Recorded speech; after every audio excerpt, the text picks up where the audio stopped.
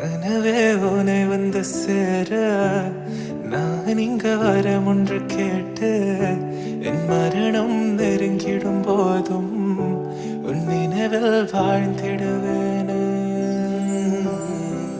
தீராத துயரத்தில் நானும் காற்றோடேன் கலந்தாய் நீயும் நீங்காத நினைவொளியான அன்பே அன்பே.